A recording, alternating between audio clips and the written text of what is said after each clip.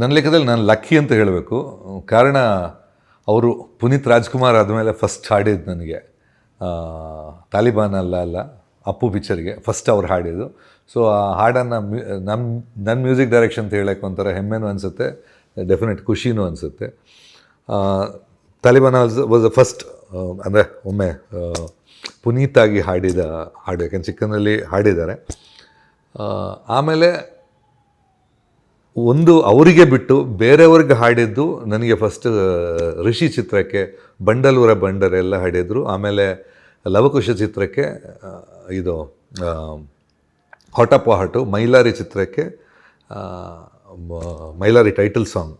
So ಅವ್ರು ಬಿಟ್ಟು ಆಮೇಲೆ ಉಪ್ಪಿಟ್ಟಿಗೂ ಹಾಡಿದರು. ಅಂದರೆ ಅವ್ರಿಗೆ ಬಿಟ್ಟು, ಅವರ ಸ್ವಂತ ಧ್ವನಿ ಬಿಟ್ಟು ಬೇರೆಯವ್ರಿಗೆ ಹಾಡಿರೋದು ಉಪೇಂದ್ರಗೆ. ಹಾಗೂ ಫಸ್ಟ್ ಹಾಡಿದ ಐ ಥಿಂಕ್ 2 ಸಾಂಗ್, ಫಸ್ಟಾಗಿ ಎರಡು ಸಾಂಗ್ ನನಗೆ ಬೇರೆ ಹೀರೋಗೆ ಅಂತ ಹಾಡಿದ್ದು. ಫಸ್ಟ್ 2 ಸಾಂಗ್ ನನಗೇನು ಹಾಡಿದ್ದು. ಸೊ ಒನ್ ಥಿಂಗ್ ನಮಗೇನೋ ಒಂದು ಏನೋ ಒಂದು ಯಾವುದೋ ಒಂದು ಜನ್ಮದ ಋಣ ಅಂತ ಅನಿಸುತ್ತೆ ಒಂಥರ.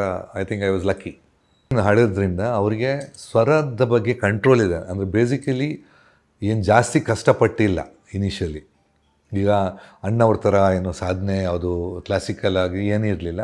ಬಟ್ ಆ ಕಲೆ ಒಳಗಡೆ ಇದ್ದಿದ್ದನ್ನು ಐ ಥಿಂಕ್ ಆಮೇಲೆ ಬಂದು ಪಾಲಿಷ್ ಆಗಿದ್ದು.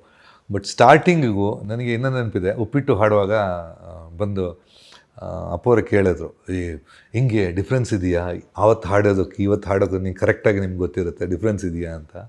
ಬಟ್ ದೇ ವಾಸ್ ನಿಜವಾಗಿ ಹೇಳ್ಬೇಕಂದ್ರೆ ವಾಸ್ ಲಾಟ್ ಆಫ್ ಡಿಫ್ರೆನ್ಸ್. ಮುಂಚೆ ಅಂದರೆ ಹೀಸ್ ಟು ವರ್ಕ್ ಹಾರ್ಡ್, ತುಂಬ ಒಂದು ಎವ್ರಿ ಲೈನ್ ತುಂಬ ವರ್ಕ್ ಮಾಡ್ತಾಯಿದ್ರು. ಆಮೇಲೆ ಇಟ್ ವಾಸ್ ತುಂಬ ಈಸಿಯಾಗಿ ಹಾಡ್ತಾಯಿದ್ರು, ತುಂಬ ಈಸಿಯಾಗಿ ಹಾಡು ಕೇಳಿ ಇನ್ಸ್ಟೆಂಟಾಗಿ ಹಾಡ್ತಾಯಿದ್ರು. ಸೊ ವಾಸ್ ಹಾಡು 2 ಟೈಪ್ ಬರುತ್ತೆ. ಒಂದು ಬರ್ತಿಂದ ಬರೋದು, ಇನ್ನೊಂದು ಪ್ರಾಕ್ಟೀಸಿಂದ ಬರೋದು. ಇವರಿಗೆ ಬರ್ತಿಂದನೇ ಬಂದಿದೆ. So I think he is a natural singer.